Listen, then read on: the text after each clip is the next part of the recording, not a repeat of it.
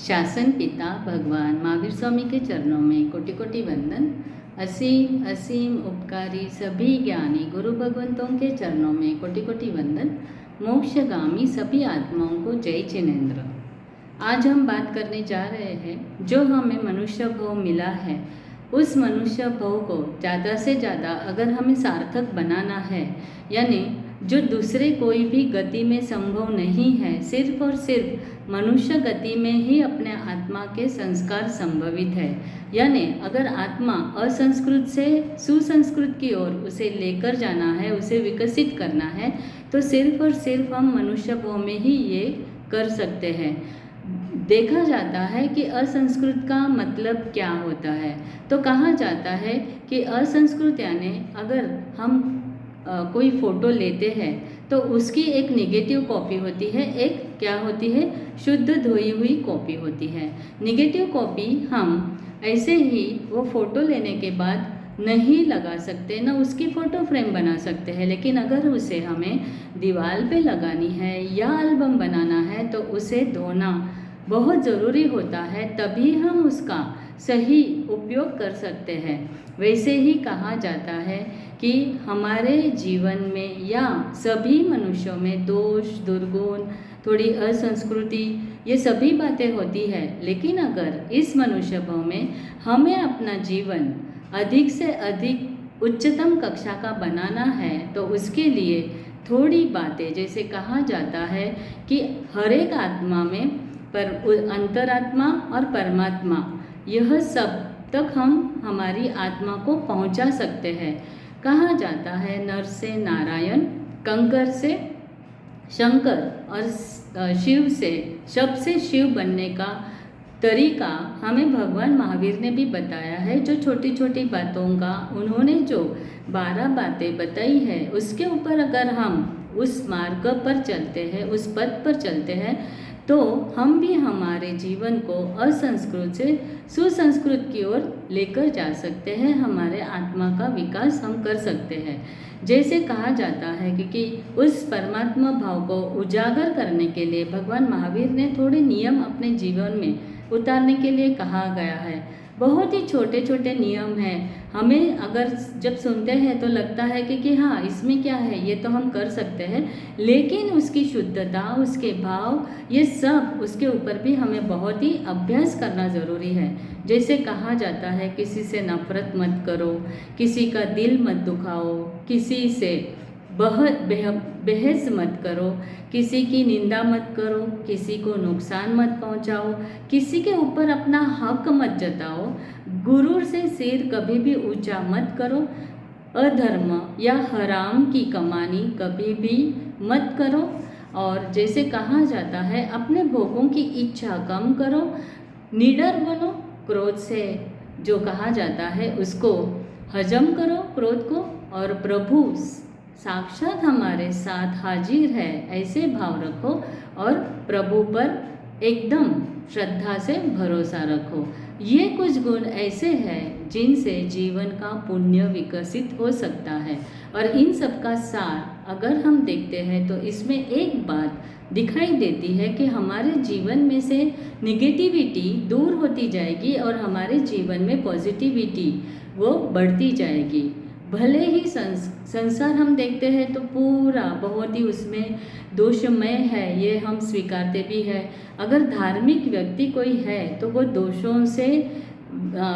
दोषों को नहीं देखेगा, लेकिन उसका ध्यान वो गुणों को ही चयन करेगा। जैसे बाग में अगर फूल है तो कभी देखा है क्या कि भौरे, वहाँ पे फूल भी होते हैं, कांटे भी होते हैं, लेकिन भौरा किसको देखता है, सिर्फ और सिर्फ फूल और फूल की सुगंध को ही देखता है, उसमें ही झांकता है, केवल फूलों पे ही उसकी नज़र होती है, उसकी मोहब्बत सिर्फ और सिर्फ फूलों से होती है, कांटों की ओर वो देखता भी नहीं है।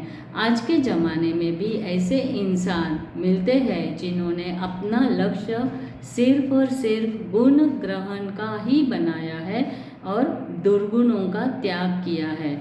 आज कहा जाता है कि ये कली युग है, पंचमारा है, गिरावट का समय है, जमाना है, किंतु सब कुछ बुरा बुरा नहीं होता। बहुत सारा अच्छा भी हम कर सकते हैं। और ये अगर हमें देखना है तो हमारे पास बहुत सारे ऐसे एग्जाम्पल है कि उनके जीवन में से हम यह जो समझने के बाद हमारे जीवन में भी ऐसी सोच हम रख सकते हैं। जैसे कहा जाता है कि गांधी जी के परम शिष्य जो विनोबा भावे थे, वो भूदान आंदोलन के लिए बहुत ही प्रख्यात हो चुके थे। वो क्या करते थे, जिनके पास एक्सेस ज़मीन है, लैंड है, या ऐसी ज़मीन है जो यूज़ में नहीं आ रही है, वैसी ज़मीन का दान खुद ले लेते थे। और जिनके पास ज़मीन नहीं है उनको वो दान करके उनको एक रोज़गार देते थे। ये उनका आंदोलन चल रहा था। अब कहा जाता है ना, अच्छे काम करने वाले लोगों को भी बहुत सारा सुनना भी पड़ता है, निंदा भी होती है, क्रिटिसिज्म, कोई हंसते भी है। वैसे ही एक दिन एक आदमी एक बड़ा लिफाफा लेकर विनोबा भावे के पास आया और उन्होंने उसे दे दिया। जैसे कहा जाता है कि विनोबा भावे जो भी ज़मीन के कागज पत्र होते थे उनको क्या करते थे, लीगली सब जो प्रोसीजर करनी होती थी वो करके बाद में वो दान जिसको वो देनी है उसे दे देते थे। तो उनको लगा, जो आदमी लिफाफा देकर वो क्या हुआ, लिफाफा दिया और तुरंत चला गया। अब जब वो तुरंत चला गया तो विनोबा भावे को लगा कि उसने अपने ज़मीन के जो भी पेपर्स है वो दिए हैं और वो देकर वो चला गया है। सभी उनके साथी लोगों ने जब वो लिफाफा खोला, उस लिफाफे में से धूल ही धूल निकली, यानी कुछ भी दूसरा नहीं था, सिर्फ उसमें धूल ही थी। तो विनोबा भावे के साथियों को लगा कि ये तो मजाक मस्ती विनोबा भावे के साथ की गई है। उनको बहुत गुस्सा आया, लेकिन विनोबा भावे वहाँ पर शांत रहे। उन्होंने कहा, यहाँ पर बिल्कुल ही कुछ भी, उस जो आदमी ने ये लिफाफा दिया है उसके बारे में भी हमें बिल्कुल ही बुरा बोलना नहीं है, न उसकी निंदा करनी है। और उन्होंने वही धूल की महत्ता बढ़ाने के लिए जहाँ भी जाते थे वो धूल को बताते और कहते, ये धूल इतनी पवित्र है, इतनी पवित्र है कि जहाँ जहाँ मैं आंदोलन करने जाता हूँ, यहाँ पे ये धूल अगर मेरे साथ होती है तो मेरा काम बहुत आसानी से होता है, बहुत मुझे अच्छे रिस्पॉन्स मिलते हैं। ये धूल की महत्ता तो मैं क्या बताऊँ। ऐसे कहते कहते एक बार एक आदमी ने उस धूल के बारे में जो विनोबा भावे बोल रहे थे, पॉजिटिव बोल रहे थे, पवित्र है, बहुत ही काम की आती है, जो भी लेता है तो उसका जीवन में कभी भी निराश नहीं होता है, असफलता नहीं आती है, उसके लाइफ में सफलता सफलता सफलता ही मिलती है। बस बाद में क्या था, एक आदमी ने यही सुना और उसे मन हो गया वो धूल लेने के लिए। उसने क्या कहा कि मुझे ये धूल दे दो, और उसके सामने उन्होंने 50 एकड़ भूमि का दान दिया धूल लेकर। ये होता है जहाँ पर जो बात हुई थी उसको कितना हम पॉजिटिव लेते हैं, तभी हम जीवन में हमारे आगे बढ़ सकते हैं। इसे ही कहा जाता है कि जहाँ दृष्टिकोण की निर्मलता होती है वहाँ तुच्छ से तुच्छ वस्तु में भी महानता के दर्शन होते हैं। और इसी बात को कहा जाता है कि एक श्रावक जो धूल जैसी चीज़ को भी कृपा समझकर वह इकट्ठी अपने साथ लेकर गया। ऐसी ही एक बात, एक जो श्रावक थे उनके घर में बहुत ही संपन्नता और बहुत ही सुख था, और वो क्या समझते थे कि उनके पूर्वज जो साधु संतों के चरणों की मिट्टी होती है, धूल होती है, वो धूल अपने घर में इकट्ठा करके लाते थे और उसका संग्रह करने से ही हमारे घर में बहुत ही संपन्नता है, संपन्नता का साम्राज्य है। ऐसी उनकी विचारधारणा थी। सुबह सुबह स्थानक में जाकर पूरे स्थानक का प्रतिलेखन कर जो भी धूल इकट्ठी होती थी वो रोज़ सुबह जमा कर लेते थे और अपने घर पे लेकर जाते थे। एक्चुअली बात धूल की नहीं है, बात तो है इसके पीछे के भाव की बात है। जैसे कहा जाता है कि धूल तो धूल के वो कुछ चमत्कार नहीं बताने वाली थी, लेकिन भावों की जो बात होती है जिससे धूल को भी फूल मान लिया और खूब फूला फला। ऐसा है कि हमारा दृष्टिकोण कैसा है, हर एक बात या हर एक घटना के पीछे जो हमारा दृष्टिकोण, हम उसे कैसे देखते हैं उसके ऊपर कहा गया है। कहा जाता है कि जिस शिष्य को गुरु की हर बात में फ़ायदा ही फ़ायदा नज़र आता है वो शिष्य कभी भी अपने लाइफ में भटकता नहीं है। अब जैसे कहा जाता है कि सिखों के इतिहास का एक शानदार प्रसंग यहाँ पर बताया गया है कि जो श्री अमरदास जी थे, उनके 2 लड़के और एक दामाद था। अब वो चाहते थे कि जो उनकी गुरु की अपनी गद्दी है, उसका अधिकार हमें किसी को सौंपना है, तो इसके लिए उन्हें बराबर योग्य गुणवान आदमी जो रहेगा उसको उसे विरासत देना चाहते थे। अपने आसपास रहे लोगों में से जो योग्यतम रहेगा उसका उनको सिलेक्शन करना था। उनकी उम्र थी 95 ईयर्स की। अब सही निर्णय करना था और इसीलिए सिखों की शान जो कहा जाता है जिससे बढ़े लेकिन घटे नहीं। अब एक बार क्या होता है, जो अपने निकटवर्ती 4-5 ऐसे भक्त थे, उनके सामने विशाल मैदान है और उन्होंने कहा इसमें से अपनी अपनी मिट्टी लाकर अपने अपने 2 चबूतरे बनाने हैं। जितने भी थे 5-6 निकटवर्ती और जो वो अधिकार उनको देने की वो सोच रहे थे, वो सभी ने उस मिट्टी से 2-2 चबूतर बनाए। बनाने के बाद उन्होंने वापस कहा कि नहीं, इसको गिराकर आपको दोबारा बनाना है। उन्होंने दोबारा बनाया। दोबारा बनाने के बाद भी वापस उसमें से कुछ भी नहीं बताया कि क्या दोष है, क्या गलती है, लेकिन उन्होंने कहा नहीं, आपको यह भी गिराकर वापस तीसरी बार बनाना है। अब जैसे यह हुआ, क्योंकि वह जांचना चाहते थे कि जो भी बनाने वाले हैं उनकी श्रद्धा, निष्ठा और धैर्य, ये गुणों को उनको क्या करना था, टेस्ट करना था। लोग गुरु की बुद्धि पर अब शक करने लगे।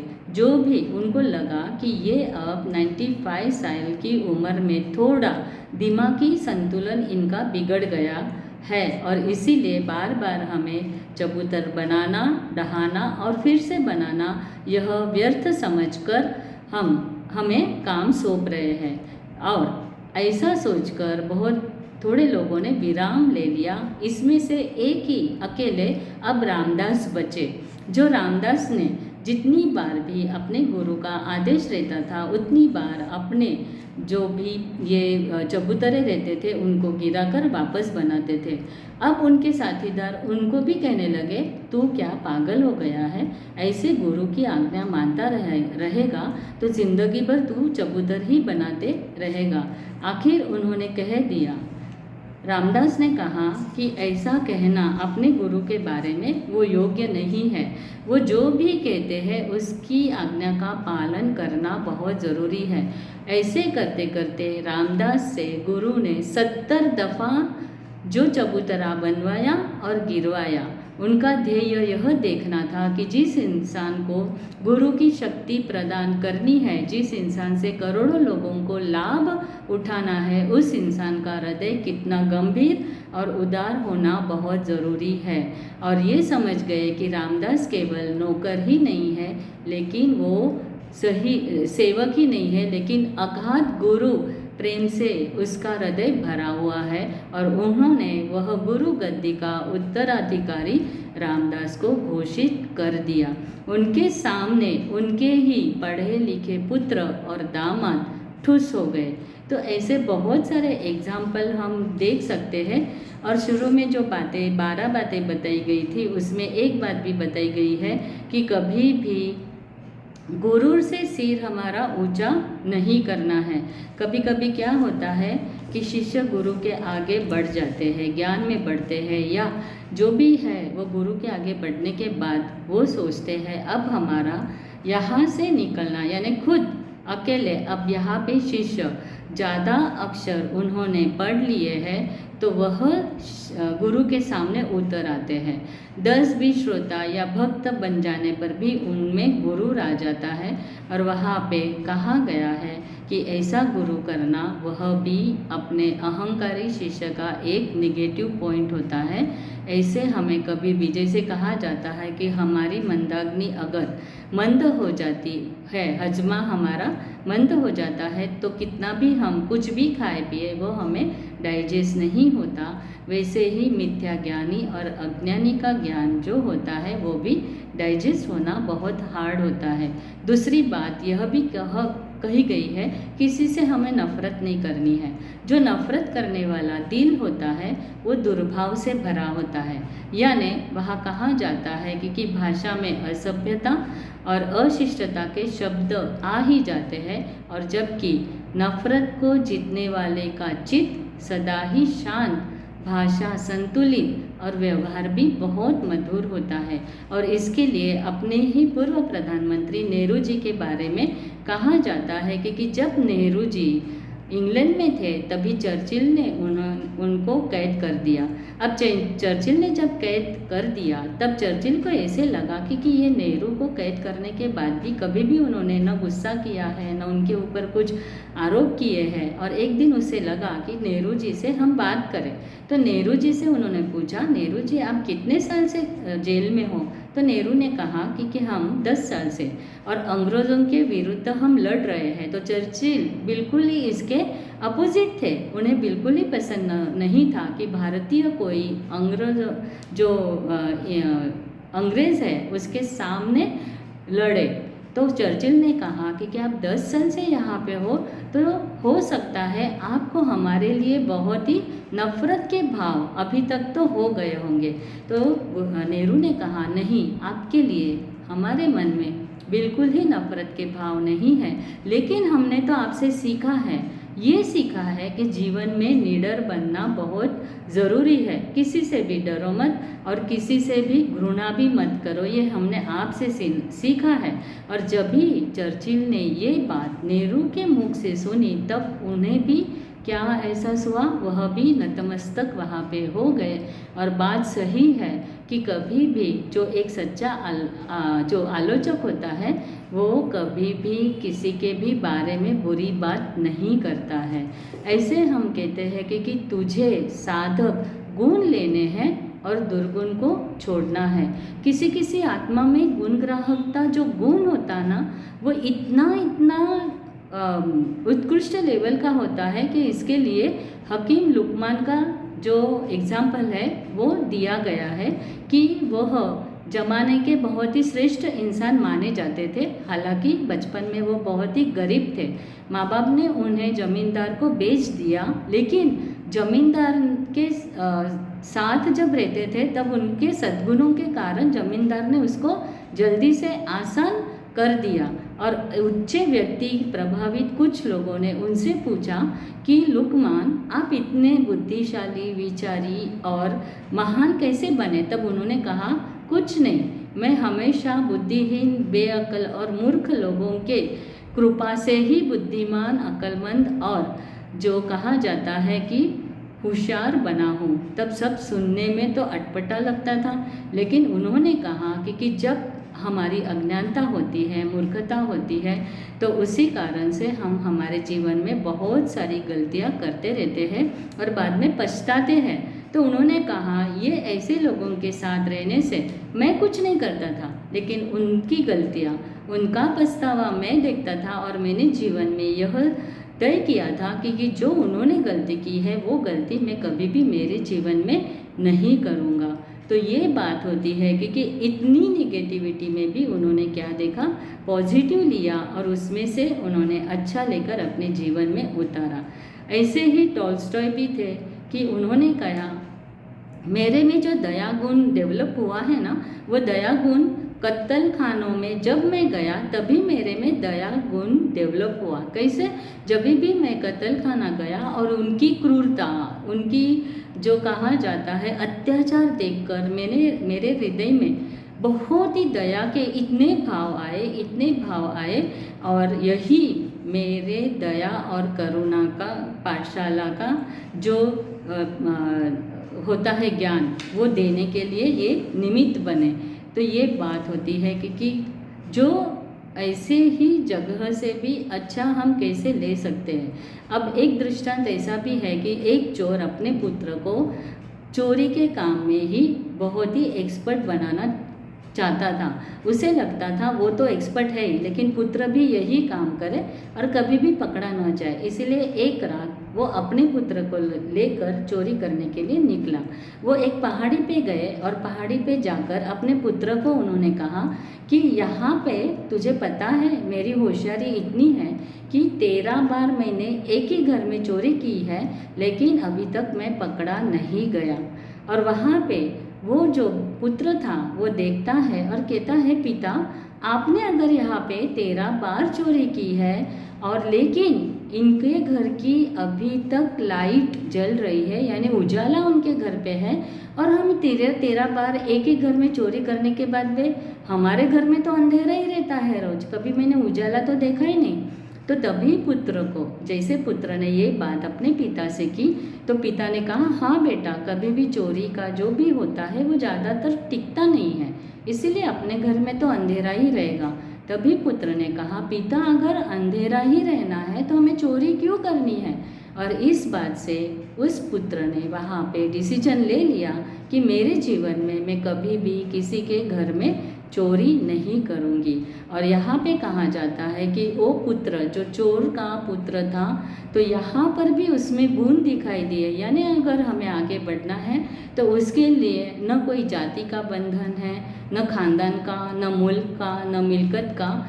जो भी आत्मा अगर अच्छे गुणों को विकसित करना चाहता है तो वो कोई भी कर सकता है। और इसीलिए कहा जाता है कि अपने जीवन में ज्ञान दर्शन चारित्र जिस आत्मा में प्रकट होने लगते हैं वही महान बनने लगता है। और रत्नत्रयी में सबसे पहला आता है ज्ञान, यानी ज्ञान लेना बहुत ज़रूरी है। Knowledge is power, knowledge is light and knowledge is the best virtue. ज्ञान एक शक्ति है, एक रोशनी है और सर्वोच्च गुण है। और अगर जिसे अपने लक्ष्य ज्ञान को बना दिया, उसका ढांचा, उसकी भाषा, उसका व्यवहार सामान्य मानवों से जुदा हो ही जाता है।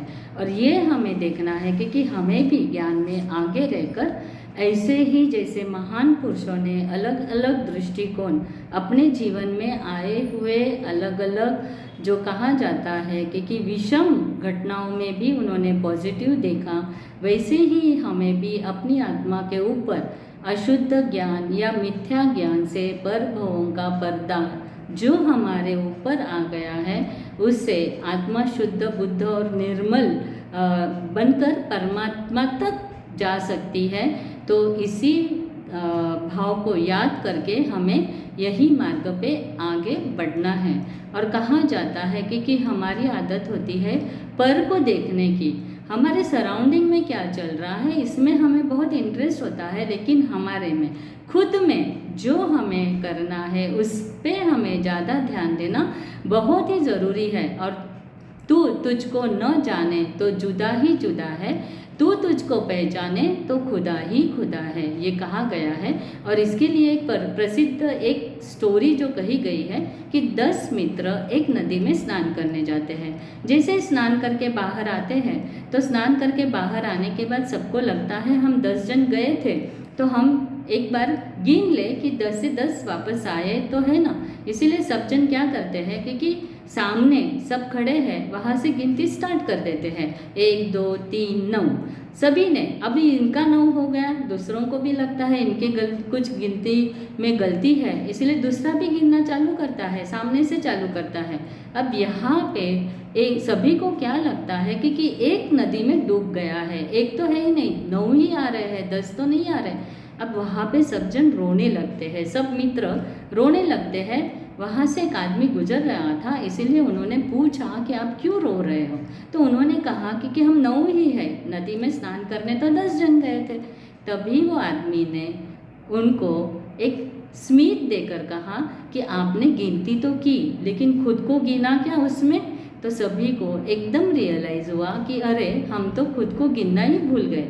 और वहाँ पे तब पता चला कि पहले हमें गिनती में हमारी गिनती करनी बहुत ज़रूरी होती है, कि जब हम अपने आप को भूल जाते हैं तब गलतियाँ होती ही है।